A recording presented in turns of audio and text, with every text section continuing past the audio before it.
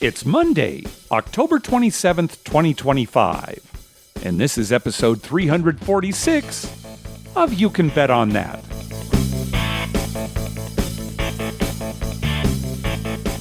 Hi, everybody. Welcome to You Can Bet on That, a podcast for the recreational gambler. I'm Mark Duvall. And I'm Dr. Mike. Oh, Dr. Mike, I am back from Las Vegas, so I got all sorts of stories. Well, I don't know about all sorts of stories. I've got good stories. It was a good trip. Okay, good. I want to hear all the stories. Yeah. I kind of texted you along the way, but there's some things that I left out because I wanted them to be a surprise. Oh. But yeah, again, the reason for the trip was the celebration of life for Mark from 360 Vegas. That actually was very nice. It was that Saturday night. It was a conference room there at Horseshoe. Tony was the host for it.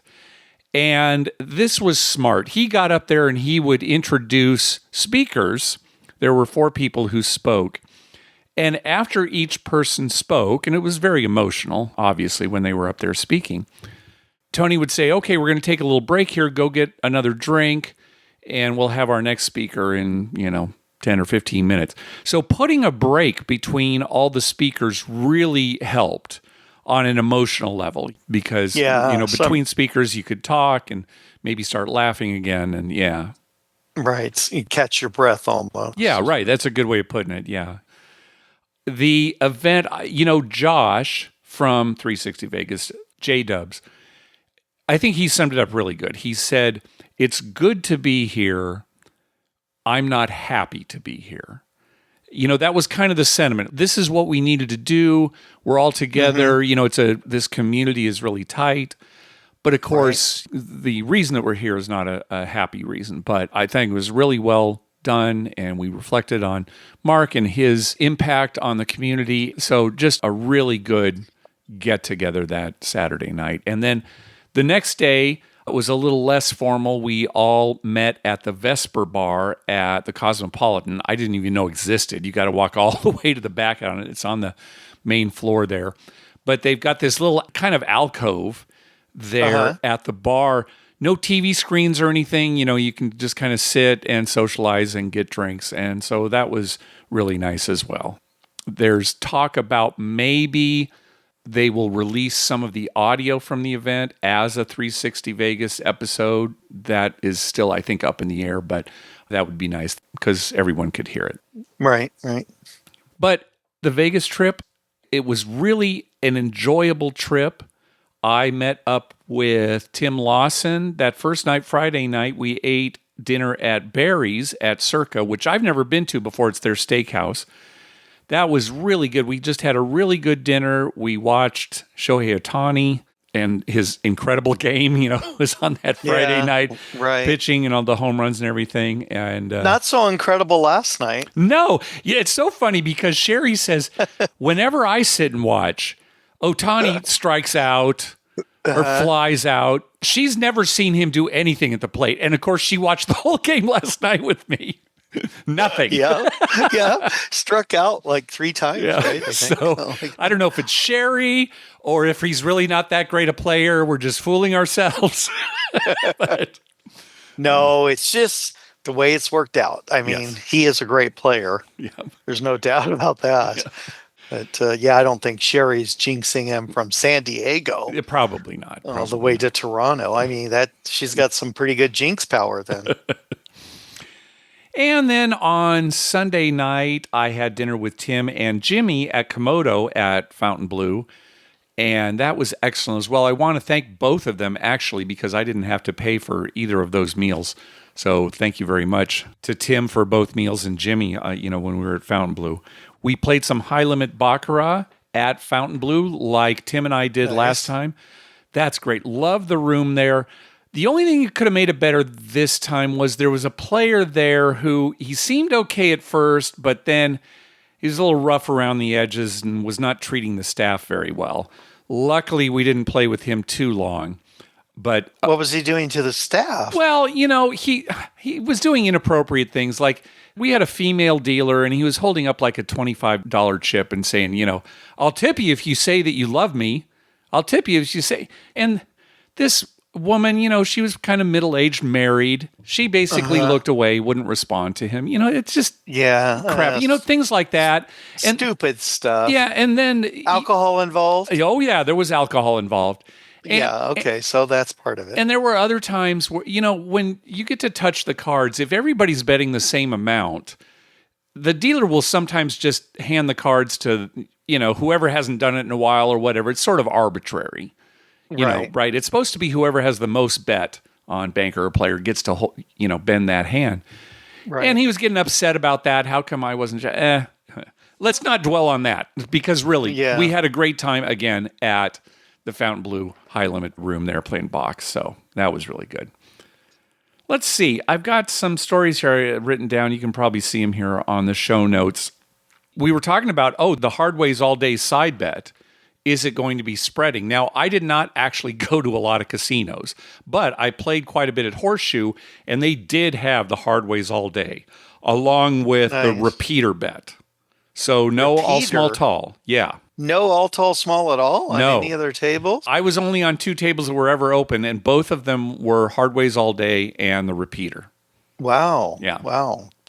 And this time I actually saw somebody win the Hardways all day. So that was nice, because it's hard to do, right? It pays $165 for one. So how much they have bet on it? $5. So what is that? Okay. $825, something like that. And then the dealers get $5 for every dollar bet as an envy bonus.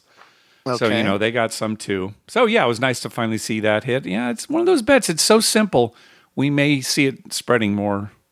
When I played in the morning on the weekend, Crapless was the only table open at Horseshoe. Okay. And when I left on Monday, I was down in the casino about 9 o'clock. None of the craps tables were open. So probably around noon. At 9 a.m.? Yeah, on a Monday. Yeah. I guess it's kind of off season, right? Summer's ended and crowds are lower. Yeah, I don't know. I didn't get the sense that crowds were lower. I was in the center of the strip. And I mean, like on a Monday. Yeah, I mean, you're right. And we did actually have a lot of reports from people who attended the event that limits had gone down. People were saying there was a lot of $10 craps on the strip, at least during the day. So that's good. And of course, $5 craps over at Palms, $3 craps over at Rio. So, maybe they're trying something to lower the limits. Yeah. Well, this time of year, I mean, the weekends are obviously always going to be busy in Vegas, I think, because, people like to go there. That's when you go. But the weekdays, as you get around the holidays and stuff, probably a little slower, just because people are busy doing a lot of other stuff, right? Yeah. I know listener Kevin said that there was a long line at Horseshoe when he checked in. That was not the case. Luckily, I was checking in Friday, probably about 2 in the afternoon, something like that. Drink service was fantastic at Horseshoe. That kind of surprised me. There are other places I would think would be better, but they were quick, attentive. I was at Cosmo the next day, and the drink service, it took a long time between the time you ordered and actually got the drink. So it wasn't really a problem of, where is the cocktail server? It was more like, I got my order in, and then, you sat there for a while. But Horseshoe was really good. Maybe one bartender trying to do a bunch of who knows? Stuff. Yeah, again. Yeah. I did walk down to Harrah's. I wanted to see if they still had 5-card Pai Gow. Unfortunately, they did not. Vegas Advantage Online was saying that it was there about a week ago, so I must have just missed it. I would have liked to have played it. Well, it didn't last long. No. He said, Vegas Advantage, he said that whenever he was in there, nobody was playing, or, it'd be just like one player, so it just wasn't catching on. Yeah. I played overnight Keno because, as you know, the Horseshoe is the only Keno lounge left on the Strip. That did not go well. I wish I could report that when, just nothing. I played like 50 and I'd cash out for 15. I'd play 75 and cash out for 20. So. Yeah, it's nice when you wake up in the morning and you've won. Yep. But no such luck this time. I did go to the fitness center a couple of times. That's kind of lacking. The fitness center, it's shared by Horseshoe in Paris. You've got to walk, at Horseshoe where it's a long ways. Yeah, you walk back like towards the food court area, where their sports book used to be. And then you keep going kind of where the pool is. And it's a small fitness center. It's not, nobody runs Yeah. it. There are no Nor should employees. there be. There's no water. Well, they have a drinking fountain. That's all they have. And they don't have like cups to put water in or a water cooler or anything. No towels, so wow. you got to bring all that. But all I did was the elliptical. So, I mean, it was fine, but I guess thumbs down on the I fitness wonder center. how that goes now. Do people, I mean, are the hardcore workout people still doing that in Vegas, or are they like, I'm taking day off, Well, if you're talking about the hardcore people, they're definitely doing it. When I stayed at Yeah. Planet Hollywood, I went in the mornings and that place was packed. So Okay. I don't know, Planet Hollywood clientele versus Horseshoe in Paris, but Planet Hollywood caters to the well-fit, Mark. yeah, the well fit, the youngins. The young'uns, yeah. And then this was nice. I went over, like I said, to Cosmo. I played some crapless over there. And as soon as I bought in, I said, hey, what's the deal on buying the 5 and 9? Can I buy the 5 and 9 and pay the VIG only on wins? And the dealers were kind of flummoxed, but I'll tell you, the pit was right there. This was great. He said, oh, yeah, we got you. And kind of explained to the dealers what they should be doing. Yeah, pay 3-2, get the VIG at the end. So good. I've heard that MGM properties are more likely to allow you to buy the 5 and 9 like that than other properties in Las Vegas. So that was good news.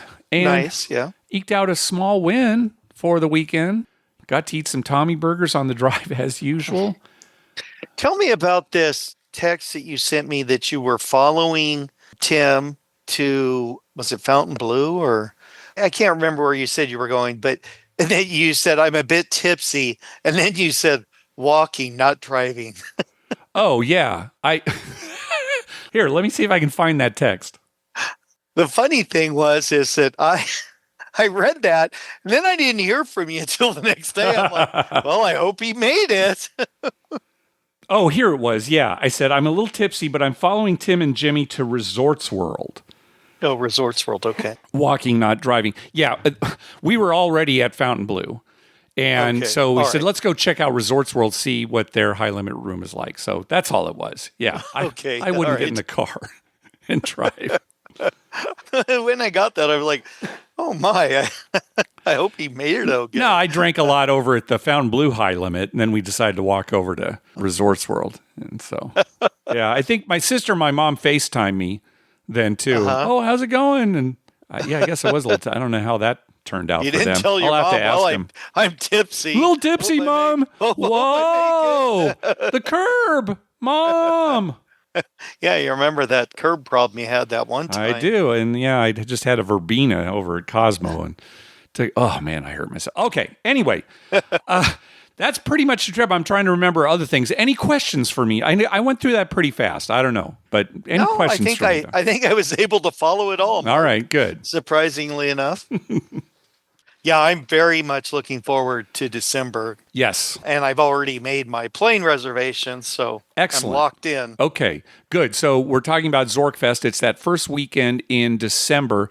Zorkfest itself is taking place at the M Resort. Dr. Mike and I will be staying at Planet Hollywood, however, just because we want to be close to other casinos, where we can gamble. And then we'll just Right. drive to M when it's time for the Zorkfest events. Yeah, and also I get a free room at Planet Hollywood ahead of time. I don't have to worry about, oh gosh, I got to play more here to Right. Yeah, get Caesar's. a room. Yeah. And also the great gift wrap up giveaway thing is that same weekend. Oh, perfect. Yeah. Oh, yeah, So there you go. I can walk across the street to Caesars and get whatever I can get out of that. Oh, okay, very good. So that's another reason. It's just more convenient. yeah. Plus, I can walk from there to the airport. It's much better than M. Yeah. Planet Hollywood's a lot closer to the airport. Yeah. Well, I'm flying on. Oh gosh, it's not Frontier. It's one of those cheapy Spirit? airlines. Are you on Spirit? I think it's Spirit. Yeah. Yeah. Well, good luck to you. So all I can bring is like a small 2-inch by 3-inch bag. Yeah. that I can get on. So I won't have much luggage. Yeah, So use one of those vacuum just a sealers. heads up. Yeah, Yeah, just all a right. heads up. If you see me wearing the same thing, Great. oh, I hate that. But it was the only nonstop, decent timed flight From I could get Minneapolis? from Minneapolis. Yeah. Yeah. And I still have to drive up to Minneapolis from here. Yeah. But everything else was like, oh, you got to make some of them were two stops. I'm thinking Minneapolis, that's a huge airport. Yeah. Vegas is an airport that everyone wants to go to. Two stops? Are you kidding me? Yeah. And some of them were like, instead of being like a 2.5 hour flight, it ended up, the whole time took you like 8-9 hours. I'm Right. like, oh, Oh, no, yeah. I'm not doing that. Nonstop is definitely worth it. Oh, yeah. And they were cheaper than the other flights. I was like, oh my God. So I'll deal without clothes. Yeah. I mean, it's not like they haven't seen me in Vegas without clothes before. Yeah. Well, no comment. Everybody was asking about you. Yeah. I said, okay, yeah, he'll be here in December. So yeah, then you can I will. say hi. Yeah. Well, Dr. Mike, we got an email from listener Ryan. He and some of his friends are going to Wendover to play in a poker tournament. In fact, gosh, I think it's actually today, the day that we're recording. Yeah, I think you're right. Yeah. And afterwards, Ryan wants to take them on a casino crawl. And so he sent us what he plans on doing. He just wondered what our thoughts were about it. I think he did a great job of coming up with some rules for the casino crawl. Well, I liked it. When I read that, I thought, oh, that's perfect. Yeah, here's what he said. So he's got 5 people in his group, and there are 5 casinos all within walking distance. So it's not like it's, going to take all day, right? Right. So number 1, everybody has to play a different table game at each casino. They can buy in for any denomination they want, and they quit when either they've doubled their buy-in, or they've lost it all, or it's been 15 minutes, whatever comes first. Ah, okay. And then at the end, they've got to tip the dealer, and if they want, keep a $1 chip souvenir. Well, pretty good. That's the table game. All right. I like that if they want, they can keep a souvenir. Right. It's up to them, but he put it in the rules. It's not mandatory, Yeah. but highly suggested, I think. Then also at each casino, a group slot pull. Everybody puts in $20, and then they cash out after spinning through the initial investment and distribute the winnings. So, that would be $100. So you just keep track of playing $100 through. You kind of have to count it because, your bankroll within the machine can change. Be different. But, you would count. If you're playing a $25 machine, you've got $100. It's 4 pushes and we're done. Yeah. But they didn't say it would be a high limit slot pull necessarily. So maybe it's only $5 a pull, right? So they can do it 20 times, something like that. Right. Yeah. And then at least 1 drink at each casino. That seems fair. Yep. And Ryan says this should provide a few hours of entertainment at a relatively low price point for the non-gamblers, because they're all poker players, but not all of them are casino gamblers, which, you see quite a lot. So we really think that's great, Ryan. Yeah, and I thought it was excellent. And there's no buy-in for a denomination you're comfortable with. I like that. Right, at the table game. Yes, $20 for a slot, which, big deal. But, yeah, whatever you want to do. If somebody's, wants to buy in at a blackjack game for $500 and somebody says, no, 25. Yeah, or then, if 20, somebody just say, right. I'll buy in for 20. I'm not really into these games, but I'll play 5 hands or 4 hands or whatever. That's nice. Yeah. So good luck, Ryan. By the time this episode drops, the trip will probably be over. So hopefully you had a good time. I like at the end where he says, and when we're done with the 5 casinos, everyone immediately goes to bed. Oh, I don't see that here in my show notes. It must have only printed on yours. Yeah, I think it's... It was so funny when I went to Vegas this last time. So I've got this reputation for showing up in Vegas and then going straight to bed. This trip, I was arriving at like 2 p.m. And you texted me something along those lines. Well, enjoy going straight to bed and I'll text you tomorrow. Yeah. I should have at least pretended. All right, good night, Mike. Text you tomorrow morning. Yeah, I'm a little tired from the drive. I know it's only 2:00, but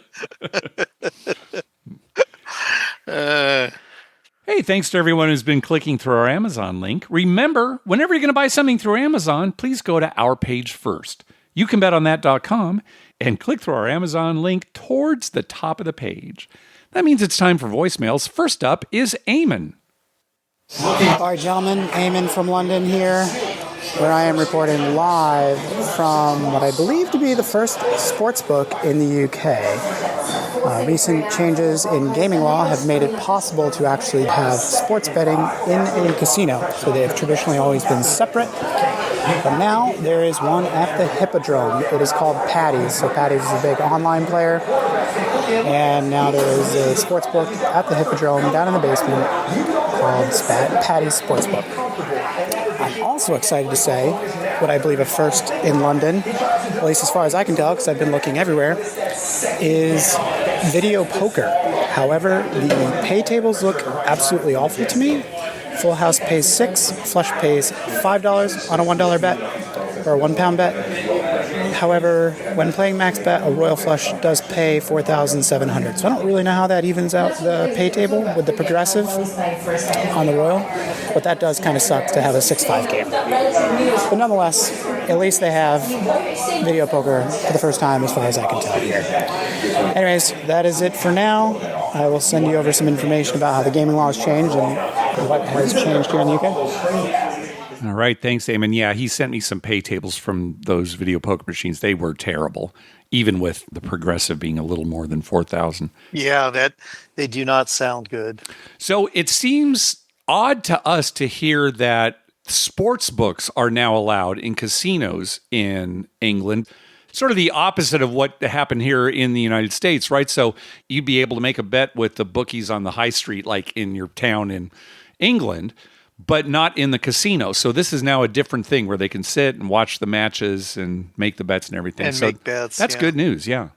Yeah, I think initially they did that kind of to protect people in a certain way. Like you have to go somewhere special to do that. And well, but even that seems like the opposite to me. Because going to a casino, if you can just go just within your neighborhood and make a bet, that seems more dangerous than having to go to a casino. Now, they can still go to their neighborhood bookie and make the bet. Right. But now they just have the additional option of doing it at the casino. Yeah. Well, and there's not a lot of casinos there. Right? Well, not compared to here. To here, yeah. Yeah, that is interesting.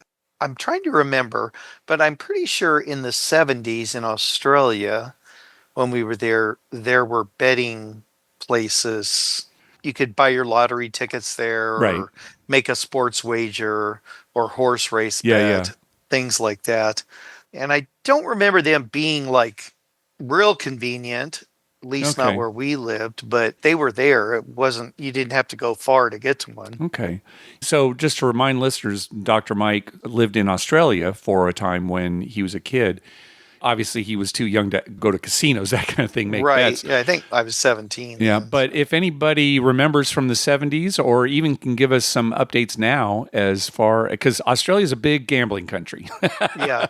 For sure. So if anybody has any information on if there's still these betting parlors just in your neighborhood, I mean, everything's online now too, so I mean, it's much different, but let us know. But I remember the place. I remember my dad going in to buy like lottery tickets and things like that. The lottery was a little different there. It was more like you bought a ticket and you could put something on it like, you can bet on that or something. And then it was drawn and announced by that. Like, like your name somehow. Like, some kind of, your name or your catchphrase. Like a drawing. Okay. Whatever. Yeah. Interesting. All right. Next up is Ed. Hey guys, I just listened to your podcast that said Craps Court, and you had that question where that guy messed up the Pai-Gow hand and corrected the dealer that had 2 pair, and he was trying to ask, was he in the wrong? Of course he's in the wrong. He's not in the hand. He has no money on the table. He specifically messed up the play against the players for no reason. He's not in the hand. The best way I could analogize it to is in poker. If you're not in the hand, you can't comment, to call, to raise. You can't tell other players what to do. As proof, I want to offer up If you mess up the split on a Pai Gow hand, the house wins. They don't come in and say, hey, we see you messed up, so we're going to correct it. You lose the hand. So if the dealer messes up, they lose the hand. That's the way it works. The guy standing in the back, he knew he was wrong. He tried to call in, try to get the crowd behind him, say he wasn't doing anything wrong. He knew he was wrong, and you shouldn't condone that kind of stuff by giving him the bye. Love the podcast. Good luck, guys. Bye. Okay, so yeah, Ed is referring to a call on our last episode where the caller had not bought into the game yet. There was one more hand before he was going to buy in, but he witnessed the hand. Now, this is important. It was not Pai Gow poker. It was Ultimate Texas Hold'em. And why that is significant is because in Ultimate Texas Hold'em, you're not manipulating the cards in any way.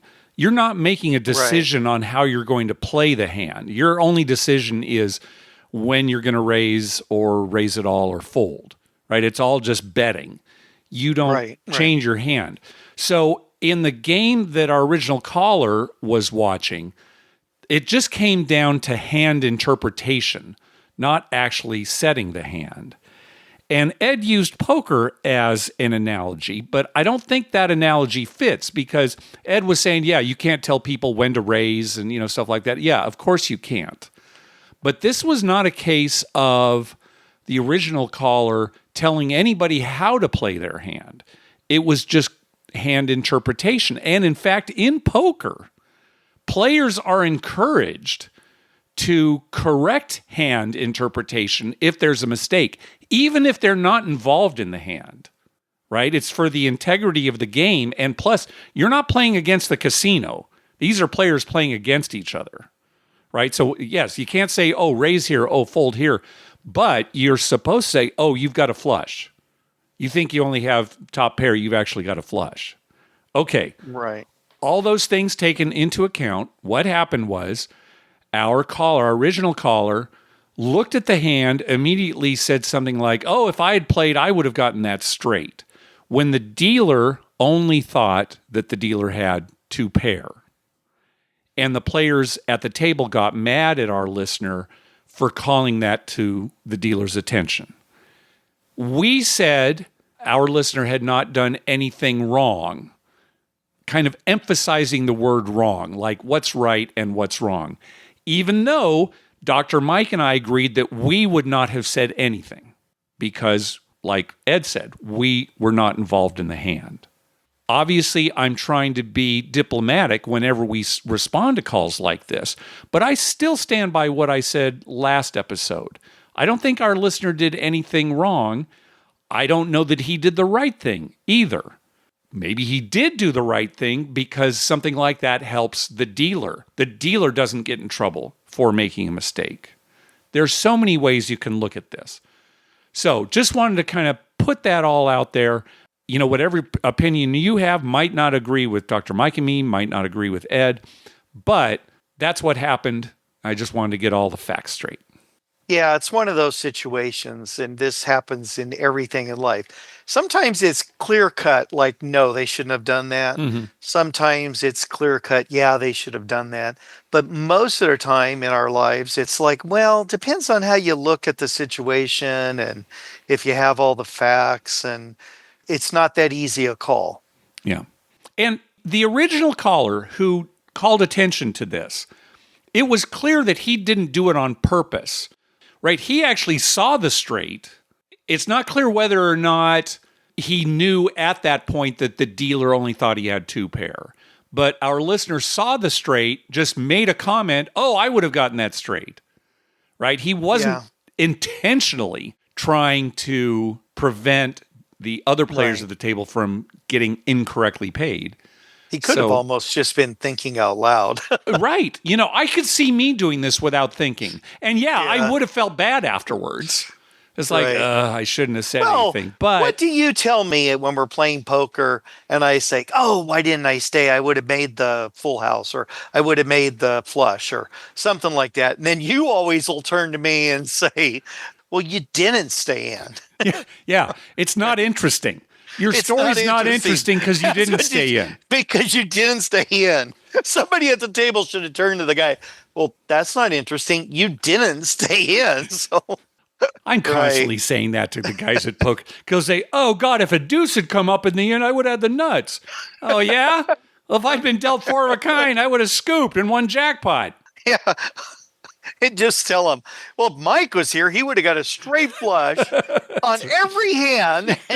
Don't believe me? Destroyed you. Yeah, right. If should be taken out of the English language. Yeah. All right. Thanks for the call, Ed. Next call. Hi, Mark and Dr. Mike. This is Bill from upstate New York. The trip report from Vegas. We were out there from September 28th to October 4th, a Sunday to a Saturday. We stayed at the TI, also known as a Treasure Island, next to the Mirage, which is still up, even though they're building a big, beautiful casino, Hard Rock, right in front of it. They were very slow in their casino. They had one crap game open, $15 minimum. Nobody was on it, but they were playing in the stadium setup, which I'd never seen before. And they all had their little screens with their $5 minimum, and they were playing stadium and blackjack also. The blackjack paid 3-2. They were very proud of it. They played 3-2 in all their table games. But on the machines, it was 6-5. I couldn't get a straight answer why that was. But anyway, the field was interesting to me. They had triple pay on the 12 and double on aces. We're used to double on both of them. So a little advantage to the people that are playing. The hotel was okay. It was low priced. There's free parking for the hotel. They didn't have the coffee makers in the rooms, which I always enjoy in the morning. So we had to go downstairs at $4.62 a cup and come up, which is not, I thought was going to be $10 or $12, but it wasn't. So we didn't get hit with a massive fee. The resort fee was $50 extra per day. Kind of scammed you because when you make the reservation online, they say that's all we do. We don't know anything about the resort fee. Of course, when you get there, the resort fee allows you to go to the pool and then pay more to sit on a comfortable chair. So I didn't do that very often. We were able to go to other casinos around there. It's very nice, the Venetian, my wife and daughter, they love the gondolas and the Palazzo. And those two are right close to the Sphere, which we went to. You can go through the casino to get there. That was quite an experience. And we saw 2 Cirque du Soleil shows. The Michael Jackson one in Mandalay Bay. It was tremendous. Just an unbelievable show. But I was able to ride. Amazon they're testing their riderless taxis out there, and they're free. I was able to get a ride up and down the strip at night, 40 minutes. It was great to do that. No fear at all. It worked fine. I would do it again, and I'd even pay for it. So thanks again. I think I'd do one of those self-driving taxis. Would you do it, Mike? In Vegas? Yeah, as long as it's not like on the freeway or anything.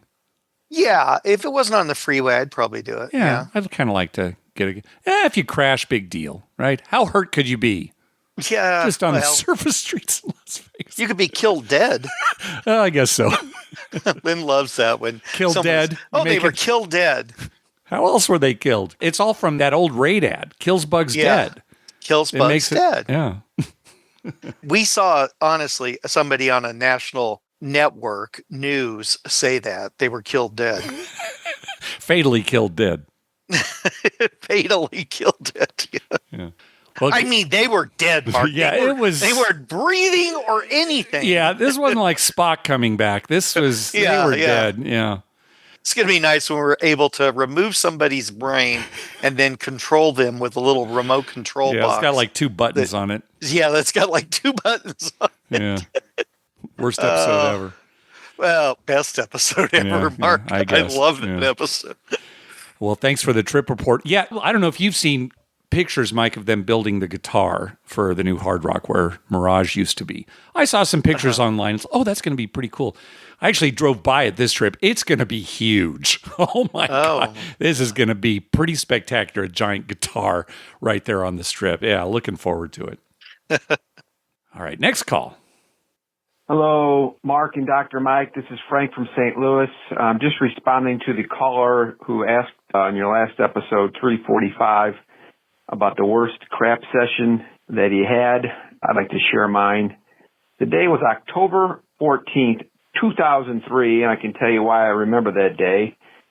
I was playing at the old Casino Royale. Well, it's still the Casino Royale, but they had 100 times odds on a $5 bet. Bought in for about $2,000. Standing next to the dealer at the far end. The shooter was at the very top. He was drunk and he was sunburned. This is about 9:30 in the morning. He was there with his group. And he proceeded to roll a number. I don't remember what it was. Let's just say 6. I had a $5 pass line bet. Probably put $250 or $300 odds. Placed a $5 comeback. He continued to move on. Eventually, he had all 6 numbers made, had not hit a number, and after each roll, he was so drunk, he would ask the dealer, what did I roll? What did I roll? Like, maybe this guy's either going to make me very rich or he's going to just bury me. Maybe I should just pull my odds. And I said, nah, you're just being superstitious. So on the 7th roll, he rolled a 7. I lost somewhere in the neighborhood of $1,400 or $1,500 on that roll. I walked away very angry and upset, and then the icing on the cake was the dealer said, as I walked away, here's your $5 comeback, sir. So he was honest. I thought my luck would change that day. It didn't. Several $1,000s later, I was having a miserable day, and then I looked up at the screen, and I saw a Cubs-Marlins game. And the only person in the world who had a worse day than me was Steve Bartman. I actually had bet the Marlins to win that series. They came back 3-1 eventually. So that's my terrible crap story. I'm still around. Bartman's still around. And thanks for all you do. Goodbye. All right. Thanks, Frank. Yeah, for people I like who that story. maybe not old enough to remember, so it was a playoff game between the Cubs and the Marlins in Wrigley, and a fan, Steve Bartman, reached out to basically try to catch a foul ball, and he ended up just kind of, diverting it. Moises Alou, who was playing left field, probably would have made the catch, but Bartman interfered, like any fan probably would have. Right. But at that point, the Cubs defense just absolutely collapsed. They had a 3-0 lead. It was the 8th inning. Marlins came back and won the game and eventually won the series. So this poor guy, Steve Bartman, just a pariah. Even though a lot of fans and the Cubs management all came out and said, look, it wasn't him. You can't pinpoint this. But still, probably the biggest controversy in Cubs history. And poor guy, yeah, he is still around today. The Cubs eventually won the World Series, so people don't think about him as much. But I agree. Steve Bartman had a worse day than Frank that day. Yeah, he did have a bad day. The funny thing about that, I got to say this. If a ball's coming at you, right at you as a fan, you don't have time to, okay, now what should I do here? Yeah, you just reach for the ball. You're looking at it. Now, yeah, he reached he had a seat right at the edge. He reached over the edge a little bit because Alou probably would have caught the ball, right? He was over there waiting for it. Yeah. But yeah, we'd all do the same thing. You're looking, and he wasn't the only one. There were other fans. He just happened to be the one that it really, came down on, got his hand on. So, there were like 3 of them there all trying to grab it. Yeah. Oh, the rest of his life. I thought about that afterwards. The rest of his life, he's got to live through that. And all of his family and friends, the poor guy. Or anyone he signs his check or something, or he assigns his credit card thing in some place. And Bartman, are you the one? Oh, gosh, poor guy. I think he's doing okay, though, now. I think so. I think he's probably okay. Yeah, so it sounds like Frank was doing a continuous comeback.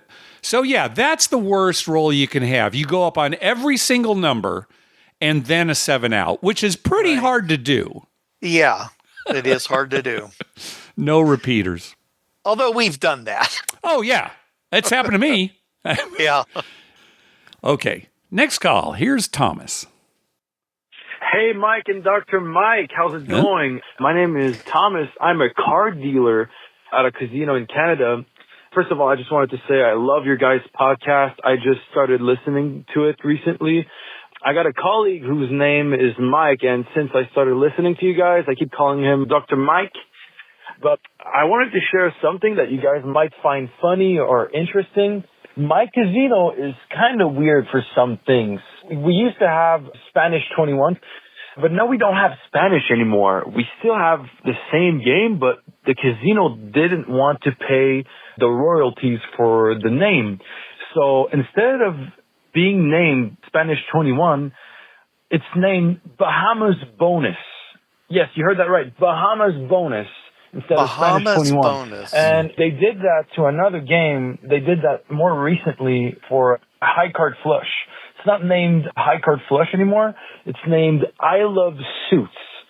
So they keep changing the names of the original games, but people are just confused because, like, they come up to the table and they're like, oh, what's this game? And I'm like, oh, well, it's called I Love Suits. Like, I can't say, oh, it's High Card Flush, but it's actually called I Love Suits. Anyways, I thought you guys might find this interesting. Keep up the great work, guys. I love your podcast, and I hope I get on the show. I'll see you. All right. Thanks, Thomas. Yeah. I was just wondering, for royalties and stuff, don't you have to change more than just the name?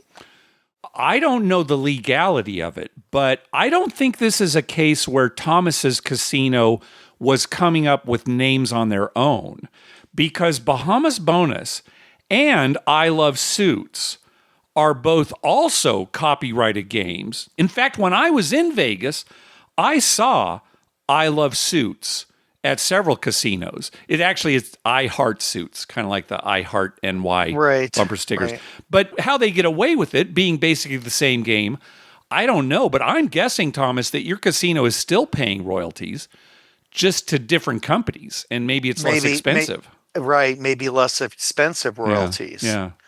I'd like to know, well, we'll have to ask Tony the legality of that. I would assume that if I just copied a game, wouldn't you have to tweak the game just a little bit? You would think so, Mike, but think about the all small tall and how we see that called different things. And they're trademarked, copyrighted, whatever, by different companies. Some are, the bonus bet, or they're called little ones, big ones.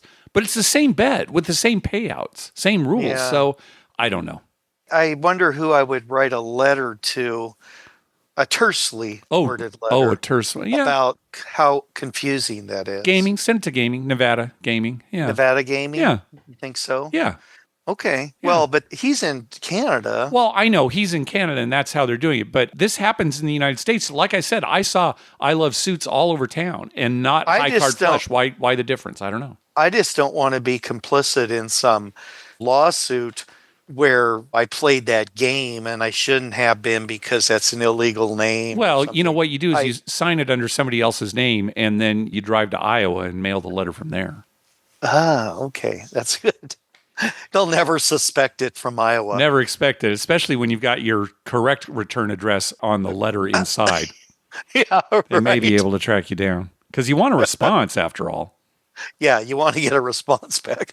Otherwise, you have to have it sent to some house in Iowa, and then you have to constantly monitor the mail at their house. That's right. And if you don't tell the person, they might be suspicious while you're driving by their house every day, opening up their mailbox. Yeah. Or just getting there at the exact same time as the mailman. Hey, they get an email from gaming. Who's they? Don't you live here? Yeah, my uncle, Bill, he lives here. Well, that's not the name on this. Yeah, well, he doesn't get mail. All right, I'm confused. I'm going to call my supervisor. Oh. All right, last call. Hi, Mark and Dr. Mike. It's Julio over the Bay Area. Mark, it was good seeing you over in Vegas this past weekend. I was wondering if you guys ever had a situation that I just had at the craps table, and I want to get your thoughts. I'm at the craps table when I'm the guy to my right. He's shooting, and he's shooting for the don't. He eventually makes his numbers and then runs out of money. So the dealer says you have to pass the dice, and then I was the next person. I was on his left side. So I then took over his role. I managed to turn into a 30-minute roll, during that 30-minute span, more and more people came to the table.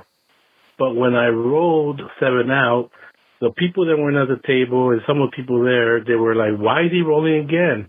People were like complaining, and I was kind of like, maybe I should just pass the dice because I already had a good roll.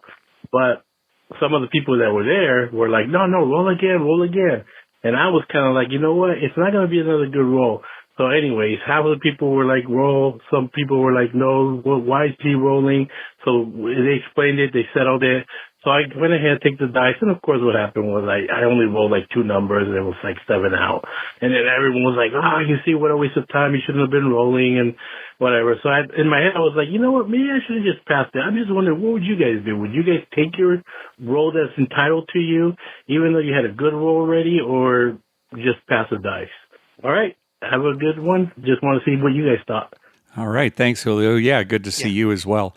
All right. For those not familiar, if, let's say, player A is rolling the dice, and for some reason they can't continue to roll before they've 7'd out, either they ran out of money, like this case, or, oh, I'm sorry, I've got to go, dinner reservation, I've got to catch a flight, for whatever reason, the next player to the left, let's say player B, will take over that hand and continue to roll. But it's still technically player A's hand.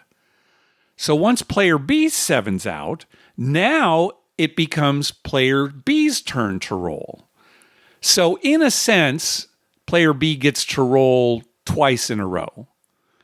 It's not exactly that because he didn't start player A's hand, but that's what it is. And in this case, Julio rolled for so long that people came up during the roll, didn't realize that that is what had happened. And they're like, hey, wait a minute, why is he rolling again? So Julio's saying, what if it had been us? Would we have just, I had such a great roll. Yeah, I'll just pass the dice. Or would you roll again? And I don't know what I'd do. I'd probably just kind of take in the mood of the table. Now, Julio was saying some people were encouraging him to roll again because it was so good, while others were saying, no, let somebody else do it. So I don't know. I'd probably take the temperature of the table and then base my decision on that. What do you think, Dr. Mike? Well, when that happens to me, and it has happened quite a few times, I always finish the other person's roll. Of course. And then sometimes I passed and sometimes I've rolled again. Kind of depends on the mood of things, like you said, Sometimes, you take over and then you roll twice and you 7 out. And it's like, okay, I'm rolling again. Right. If you finish up their roll and it's like, he had a bad roll. And it's like, okay, now it's my turn. Yeah. That's a little different. That kind of thing. And then other times, I've rolled a while. It's been a pretty good roll. And I just think, let's let someone else have a turn. But there's no etiquette to that. It's just no, there's no etiquette. But I think, the question really is just in the case like what happened to Julio, where he finishes a guy's roll by rolling a long time. Like you said, if I finish somebody's roll and I didn't roll that much more, or maybe just a little bit more, I'll almost always then take my real roll. Right. Yeah. And maybe they should have little microphones at each section of the craps table so you can talk to all the players at once and say, stuff like, should I roll again? Let's take a quick vote. Yeah. All those in favor? Maybe not even microphones, just little displays at any time at a craps table or any table game for that matter. You should be able to create a poll that goes out to all the players that they vote on. Yeah, and then the results come back. Right. Our casino is going to have that.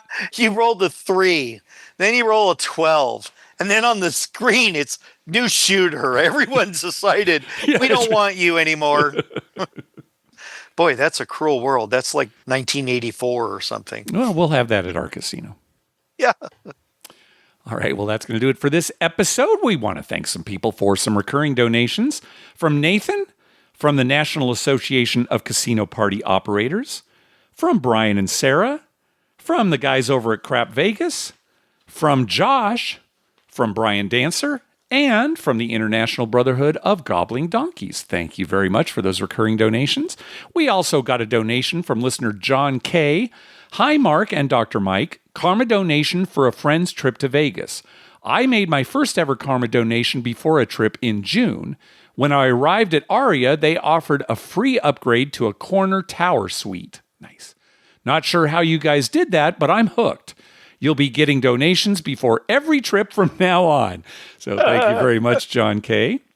Also, a donation from Ryan, a karma donation for that Wendover trip that we talked about earlier on the show. So again, hope you had good luck, Ryan.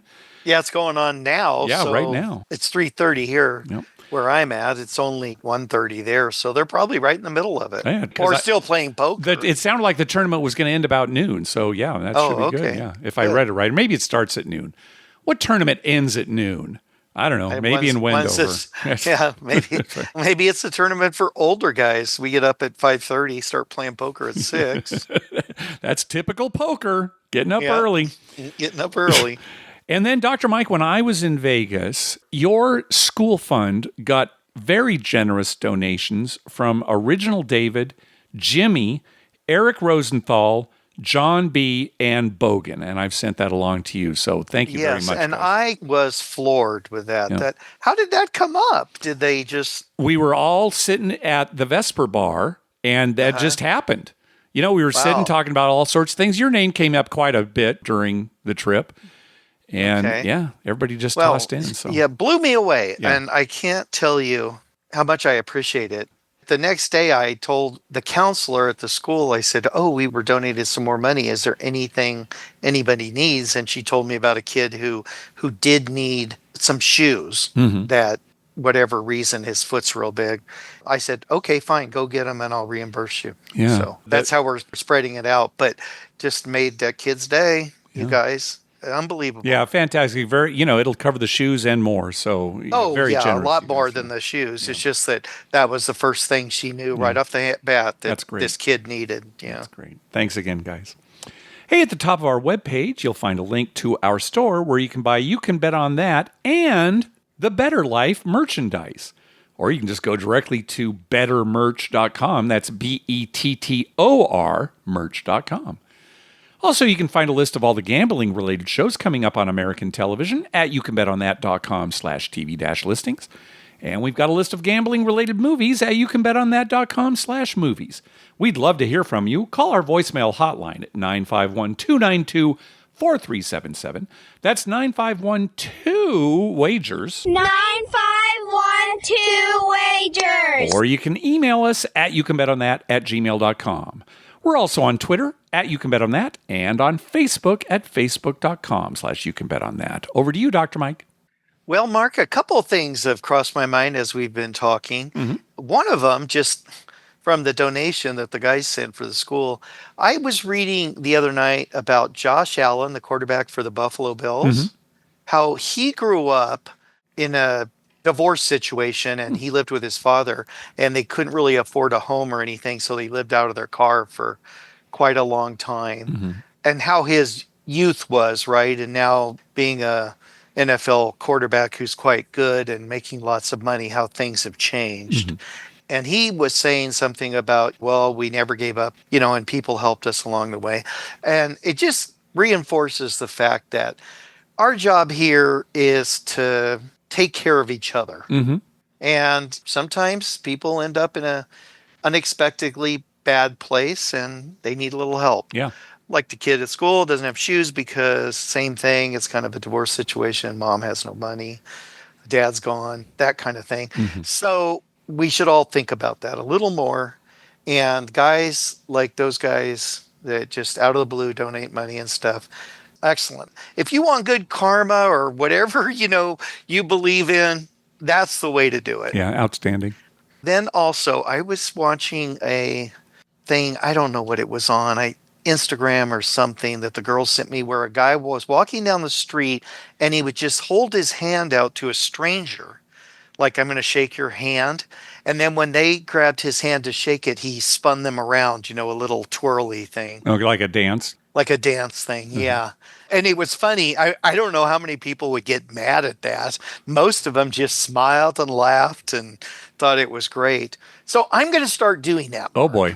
Just randomly. I'm going to start at school because there's a few kids I know who would love it. Okay. Just hold out my hand and just give them a spin, Just be careful, Dr. Mike, all right? Yeah. I won't say more than that. Just be careful. Right. Well, it's not going to be a fast spin or anything. No one will get hurt. But I don't want to, some big, huge guy on the street do it to him and get punched. But I think most people appreciate that. All right, I'll take your word for it. Well, how would you react? I would be a little put off, I think, probably, if it happened to me. Really? But, yeah, I think so, yeah. Oh, I think it would be hilarious. Well, it'd be funny. In retrospect, I might laugh at it, but at the time, I think I'd be a little put off. I mean, if the person was real odd or doing something, but they're just a normal person. Just a normal person, you say. Okay. Well, if it was just a normal person, then of course I'd enjoy it. You know what I mean? It's not like, the guy's talking to himself and hasn't showered in 10 years or something like that. All right. Thanks for clarifying that, Dr. Guy on the street. Anyway, I thought I'd try it. I think it's a good way to spread a little fun and kindness in the world. All right. Let us know how that turns out. Okay. I know just the people I'm going to try it on next week. All right. Anyway, those are the things I've been thinking about recently. Good. Thank you, And Dr. then Mike. just sitting here pondering what I'm going to do when I get to Vegas in December. Yeah. Now, I'm getting in early afternoon, so. Okay. I'll try to get in about the same time as you, if not earlier. Yeah, and if you don't, it's no big deal. But I'm trying to get in early afternoon because I want to get a good night's sleep. Straight to bed. Straight to bed before Friday. I get in Thursday afternoon. I want to be ready to go at 7 a.m. Fresh. All right. We will talk to you in 2 weeks. Thanks for listening, everybody. Good night.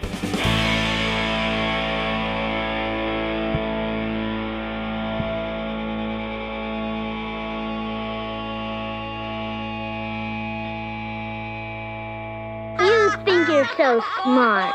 Just wait until the great pumpkin comes. He'll be here. You can bet on that.